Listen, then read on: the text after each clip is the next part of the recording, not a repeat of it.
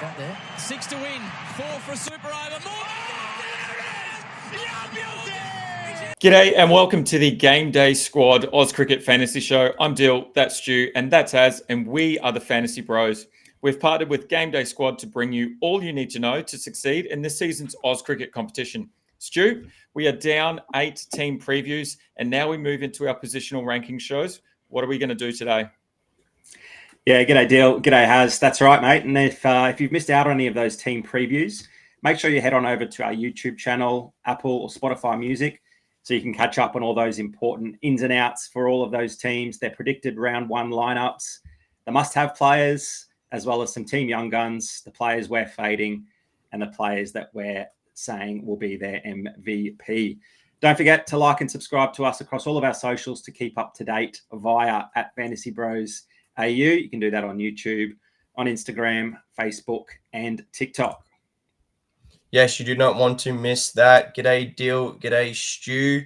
Don't forget, new users can still sign up and use the promo code SUMMER, SUMMER, all caps, to get three-player common packs. Yeah, exactly. As well as that, you can get a whole lot of bronze packs to begin your squad, so you don't have to spend a cent to get your team started. And look, we're going to preview their positional rankings, but before we do that, we'll just have a quick chat about some of the extensive performances that happened last season. So before we jump into our consensus top 10, on the screen, you can see some of the elite performances that happened at the bat wicketkeeper position last season.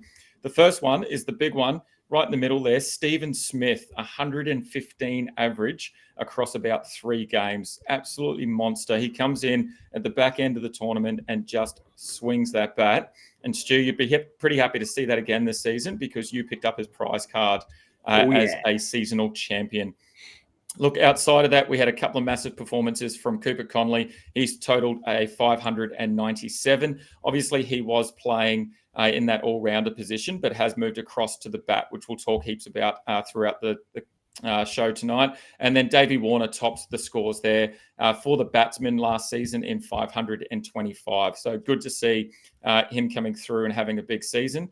Last season. Hopefully we can see it again. Look, as I said, we are going to go through our consensus top 10 in the bat wicket keeper position. Before I do that, just a reminder as well, our brand new BBL fantasy textbook has dropped over on our website. Just head to fantasybrosau.com. You can download that thing for free, and it has all the information you need to start Game Day Squad Oz Cricket for 25-26. Stu, before we jump into our particular rankings, can you jump through our consensus 10 through to 6? And then I'm going to chat about a few players. Yeah, absolutely, Dill. Some people would be itching to see these because that textbook, as amazing as it was, sort of blurred out a couple of those rankings. So we sort of forced viewers and listeners to come over to the YouTube page and look at our full rankings. But here they are on screen from 10 through to 6. We've got Chrissy Lynn scraping in there at number 10. We think he's still got a little bit of juice left in that tank, and particularly in those 2 hamstrings. Timmy David, gee boys, I think we might have him a little bit too low there at 9. Got Nathan McSweeney from the Heat at 8. And then the two brand newbies. We got Mohammad Rizwan there at 7. Baba Azam rounding out the bottom 5 of the top 10. Baba Azam there at number 6. Yeah, look, a pretty elite list there already. The 2 big names that are jumping out of me is the 2 at 6 and 7 there, and Rizwan and Azam. Look, has you actually think in our rankings that we've got Rizwan a bit low? So talk us through why you think Mohammad Rizwan's going to be a big play this season in the bat wicketkeeper position. Yeah, I do think Rizwan's probably a little bit low in our consensus rankings. And I think, Stu, you had him as your MVP in our Renegades team preview. And I easily think he could be the international player of the tournament. And therefore, I feel as someone that, like I said, is probably a little bit low. And I have him a little bit high in my bat wicketkeeper rankings. He's widely regarded as one of the best short-form players in the world, and the Pakistani white ball captain is going to bring class, composure, and leadership to a relatively young Gades batting lineup. His consistency is what stands out most. He averages an incredible 46 with the bat across 106 T20 internationals for Pakistan. He may not be the flashiest batter, but you can almost always rely on him to be at the crease when his team needs him the most. We're predicting Rizwan to open for the Gades this season, but I could also see a world where he floats up and down that order depending on a match situation. With the Renegades stacked with that so many explosive hitters at the top, they may choose to move Rizwan down the order to play that more of an anchor role if they lose early wickets. I'm also expecting him to take the gloves over Tim Seifert. I know it hasn't been confirmed yet, but this is just my thoughts, which gives him a dependable floor to go with what could already be a very high ceiling with the bat. Across 106 T20 internationals, he's taken 55 catches and affected 12 stumpings. And honestly, it wouldn't surprise me if Rizwan finishes the season not only as the top averaging wicketkeeper, but right up there near the top averaging batters as well. If he brings that form he showed in the 2025 CPL and PSL seasons, we're in for a serious treat. He scored 227 runs at a brilliant average of 56.75 across 6 games in the CPL and 367 runs at 52.42 across 10 games in the PCL, including a top score of 105 not out.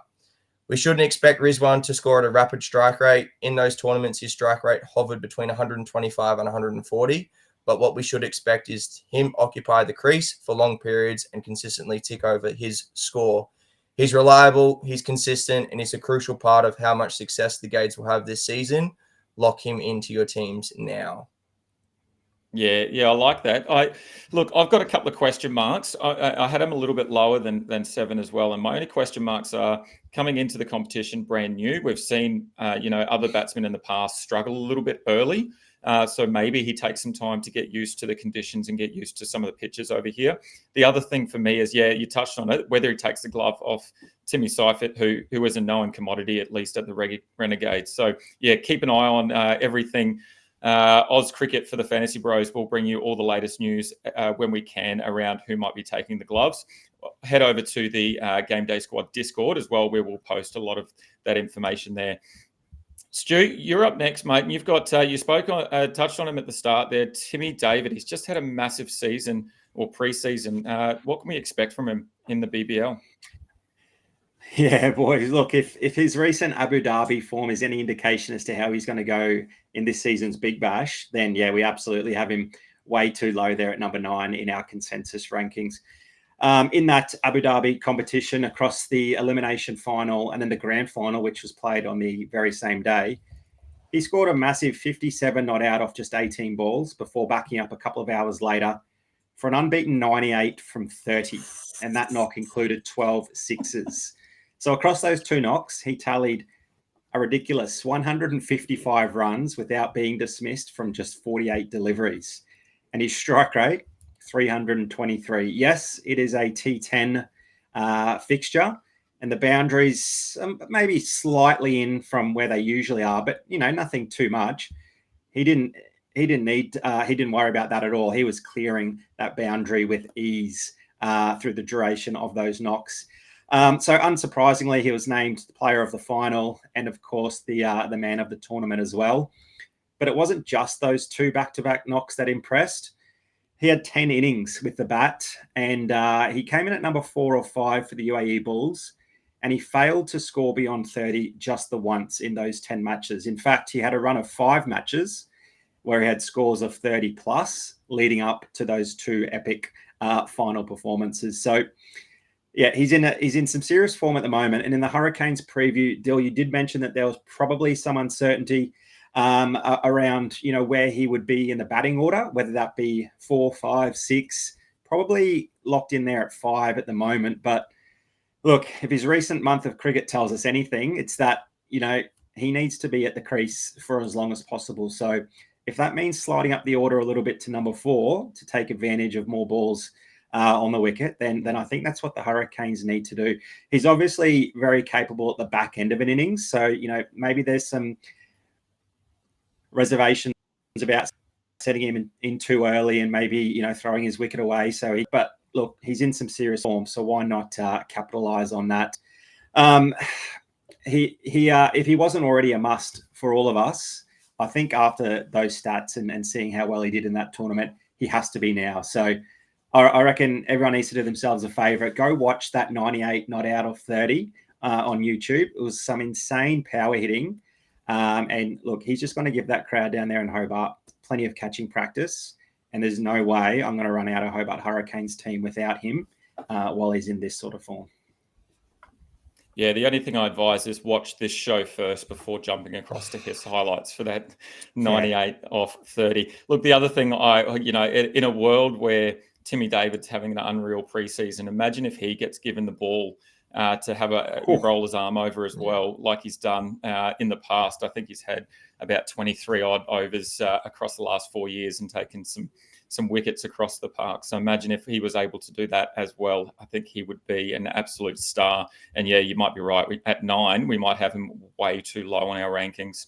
Look, for me, boys, the last player that I think maybe could have a bit of an exceptional season and maybe exceed that rank of 8 is the current Australian A captain in Nathan McSweeney. Look, he kicked off BBL 14 campaign with a GDS score of 123, where he scored 78 runs and added a catch and a run out in that game as well for the Heat.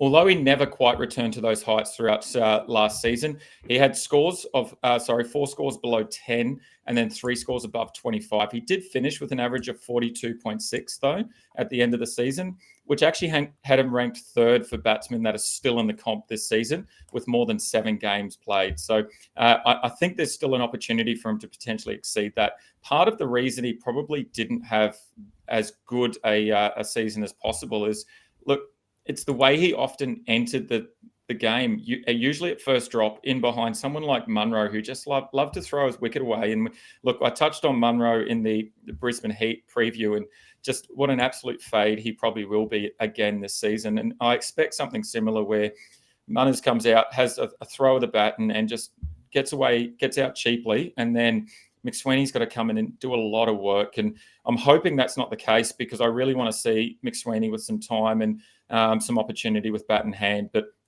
look, if he doesn't find that, or the Heat don't find that consistent form, then I think we've got him ranked at the right spot. But I'm really predicting some positive regression from McSweeney and an uptick in that scoring with the bat. In his last 3 outings where he lined up for South Australia and then for the PM's 11, he combined for 180 runs, really just showing he's got that talent when given that time at the crease. But for me, it's all about his opportunity with the ball in hand that may just move him up the rankings a bit further. Look, we talk about Timmy David's opportunity. We talk about Rizwan's opportunity with the gloves. If McSweeney can get the ball in hand and roll his arm over, I think it's going to be super important for him. As of right now, really, Brisbane Heat probably only have one true spinner in the side, and that's Matty Kuhnemann. And, we've seen Swepo move elsewhere as well. So based on that predicted 11 for that first round, they've got 4 genuine bowlers plus Wildermuth making up that sort of 5 bowling options. McSweeney could take on a bigger role with the ball. And if he does that, I think there's plenty of opportunity for him to score well. Last season, he had 1 over against the Scorchers where he took 1 wicket. And across his BBL career, he's had 5 wickets from 6 overs, demonstrating a pretty decent strike rate when he's given the chance with the ball. So domestically, he's had plenty of opportunity with the ball. He's taken wickets for fun for South Australia in all forms. So hopefully he can get given the opportunity here and he'll become an unreal bat option for us this season. Yeah, I really like Nathan McSweeney just from a Brisbane Heat standpoint. Obviously, as the captain, you want him to spend as much time out in the middle with bat in hand, because he's probably going to be the dominant player until Marnus Labuschagne comes back from test duty. And I definitely think that average of last year doesn't really reflect the season that he had. And I definitely think that he's going to be on the trend of up, and definitely can see from his stats in the last couple of games for South Australia and the PM's 11, he's in form. And I think he's going to bring that to the BBL this year, because he just likes scoring runs. And I personally see he does get an opportunity with the ball, hopefully this season. And looking at that strike rate, why wouldn't he give himself a bowl? If he's getting a wicket every over, I'd be bowling 4 overs every game if that was me. 100%. Look, and you touched on Marnus there. The other big news that dropped today as of recording is Usman Khawaja out of the test side. So obviously he's got that bit of a back niggle, but he might be able to play a bit more golf, but maybe we might see him in Heat colours come the start of the season as well. Alrighty, let's jump across to our 5 through to 1. Stu, can you run us through who our top 5 batsmen are? Yeah, absolutely. We've got Finn Allen somehow sneaking his way into the top 5 there with an average of 35 last season. Josh Philippe at 4. We're thinking a big positive regression from him, as well as Jake Fraser McGurk there at number 3. Geez. Davey Warner at number 2. And I think, pretty common across just about every single GDS coach that Cooper Connolly is that number one must-have in the bat position there. Gee, a couple of boys there that we need to talk about, hey? Yeah, definitely. I'm going to throw it straight to Haz because he has a really big opinion on one of my favourite players in Finn Allen. Mate, why is Finn Allen too high for you? Sorry, I know you love your fellow Kiwi, but I think he's a little bit too high in our rankings. I think he's a definition of a rocks or diamonds player alongside probably Jake Fraser McGurk. His BBL 14 campaign couldn't have started in a more chaotic way. That huge 6 off his very first ball in the competition, followed up being bowled the very next delivery. That 2-ball roller coaster pretty much summed up his early season. To break down his scoring with the bat last year from a GDS perspective, and this is not including any fielding points, his first 4 innings, he had a total of 10 runs, averaging 2.25 GDS batting points per game. His next 2 innings, right in the middle of the season, back-to-back half centuries against the Strikers and Thunder for 68 and 92 GDS points. And then his final 4 innings only scored 53 runs at an average of 13.25, averaging 4 GDS points across that time. What's crazy is during that final stretch, this final 4-game stretch, he averaged 14.75 GDS points in the field, more than triple what he produced with the bat. That tells you exactly what the risk looks like. If Allen fails with the bat, which he does often, you're relying heavily on those fielding points to keep his score afloat. We're expecting Allen to take the gloves while Inglis is unavailable with the Aussie side. And in similar situations last season, he averaged around 10 fielding points per game, which gives him a pretty decent floor. But if Inglis does become available at any point throughout the tournament, Allen potentially loses the gloves and becomes fully dependent on his batting output. I'm confident he'll improve this season now that he's more familiar with the Aussie conditions, and I think he can finish as a top 10 batter. But with his unpredictability, I'm not convinced he's a safe top 5 option. So basically, in short, he's got a huge upside, but a potentially very low floor, but he could be a genuine season shaper. Yeah. Look, I love Finn Allen, but I completely agree that the stats tell a really particular story, and I think it's going to be super important to find out whether Josh Inglis is going to make it back for the Big Bash, or if he's going to stick around with the squad, whether he gets a game in the Ashes or not. We are unsure about. The other thing for me that I think is really interesting is how Mitch Marsh influences Finn Allen and how that sort of plays a role into Finn Allen's game. And look, that middle period of last season, Finn Allen came out and said, look, I've tried to do some different things and they haven't worked. So I've just gone back to knowing what, that batting form that I know and just going through that progression and being able to just swing and have a bit of fun with it. So if we can get that Finn Allen and hopefully the Bison maybe gives him just a little bit of maturity in his game as well, I think we could be in for a big season. But you're right, looking at those stats, I can see why maybe people aren't keen on Finn Allen, but that just makes me just that little bit keener as well. Stu, we touched on a player in the middle there when you're running through, and that's Jake Fraser McGurk. We think he might have a bigger season, or do you think he's going to drop out of that top 5 potentially? Yeah, it's almost a case of Control-C, Control-V for Fraser McGurk and Finn Allen, really. Definitely a rocks and diamonds type player as well. And the closer we get to the start of the season, the more I'm sort of starting to cool on Jake Fraser McGurk, and I think we might have him too high at number 3. I had him a little bit lower in my own ranks. And I think Rizwan maybe slotting in there at 3 and JFM at 7 might look a bit more realistic or certainly may so by the end of the season. But in saying that, we've had glimpses just as to how good of a player Jake Fraser McGurk can be. He averaged 44 in 2023 for the Gades. He scored the 5th most GDS points in that season for eligible batsmen. But it's his impatience at the crease that becomes his undoing. And he often found himself unable to sort of stay beyond the power play last season. He'd hit a couple of nice ones out of the middle and then play something silly or completely mistime a shot. And he'd be walking back to the pavilion, before that 4 overs were up. He just needs a little bit more patience, a little bit more time at the crease. The few times that he's gone beyond the power play in some of his bigger matches, he's gone on for big scores of beyond 50. So I think he'll expect a bigger performance from last season. He knows that there's a T20 World Cup on the horizon, and he's sort of been that poster boy for the next sort of generation of up and coming cricketers in Australia. And he hasn't really paid off just yet in terms of consistency through his performance. So with that T20 World Cup occurring next year, he's going to definitely want to dig in and have a massive game for the Renegades and put a case forward to make that squad. So, yeah, look, I'm going to back the Rooster in for a couple of big knocks throughout the tournament. He's not going to score massively every game. He doesn't have the bowling or a lot of fielding sort of to make that floor safe and reliable. So if you leave him out of your side, there's every chance you miss out on that massive score, but you've just got to know that he's when he's impatient at the crease and you've played him in your team and he goes for that wild slog and he puts one up in the air, it could be a pretty miserable night. So yeah, look, I think I'll run him fairly early on at the start of the season just because he's capable of exploding early on, and it might catch a few people off guard. But look, if he's looking a little bit anxious, looking a little bit far from his best, then I think he might be an easy one just to leave out of your squads for a while.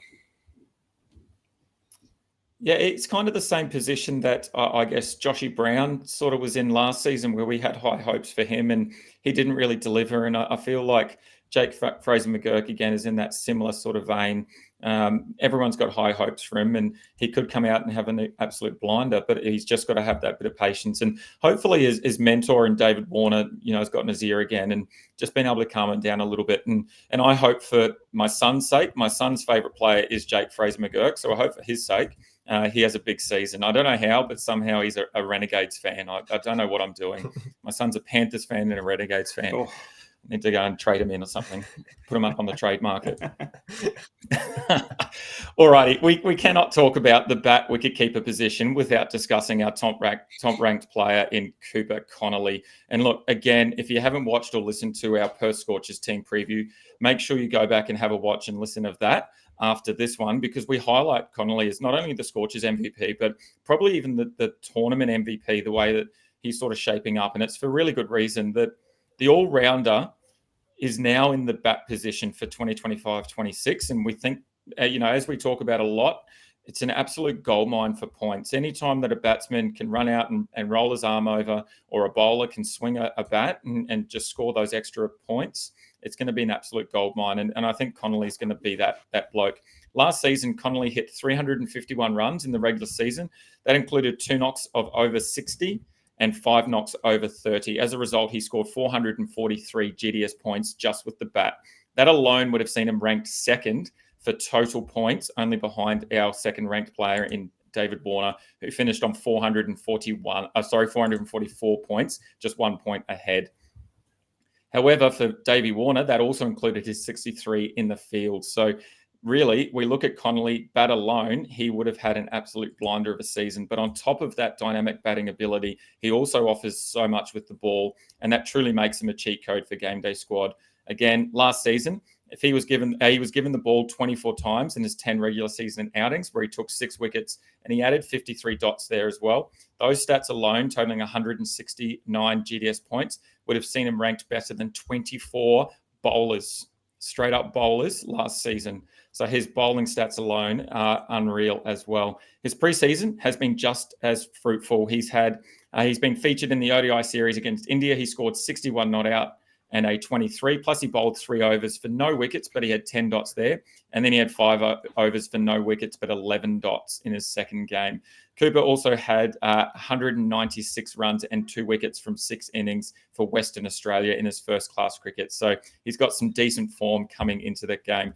And look, if those stats haven't done the job to convince you that he will be the number 1 player in the bat wicketkeeper position, and you need some more motivation, just go and look at the predicted 11 for the Scorchers. Head to our website, download the BBL textbook for all the latest information. Lance Morris is out for the season. Jason Behrendorff has moved from the side, and David Payne won't join the team till at least round 10.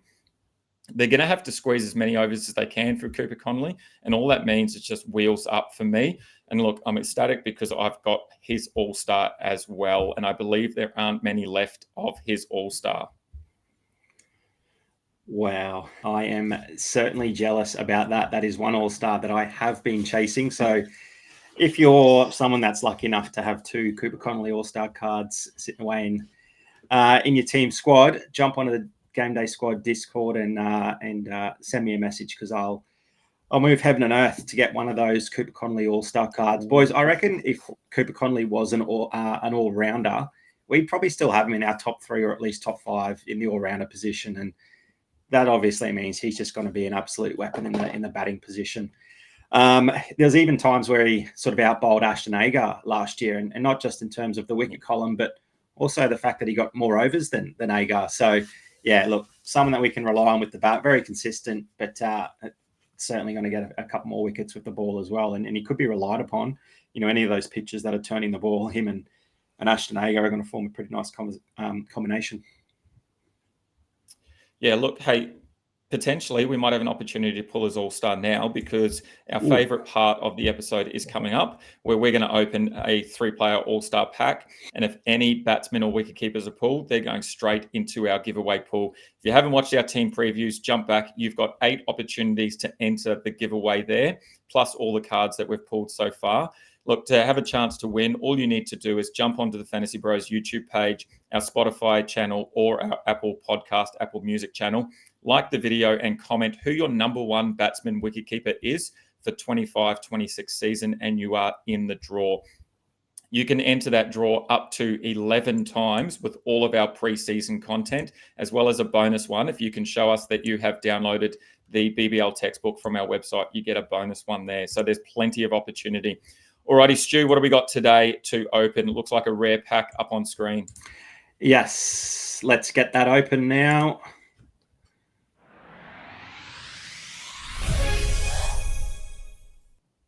And we can see the 3 cards on screen. Yep. Yeah, we can. Starting with the gold, Mitch Perry from the Sixers.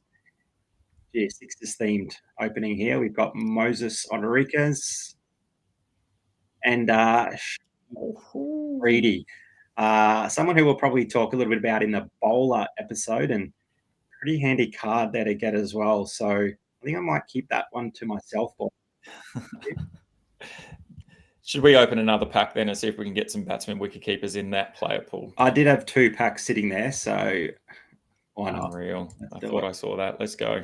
Come on. I'll go left to right this time.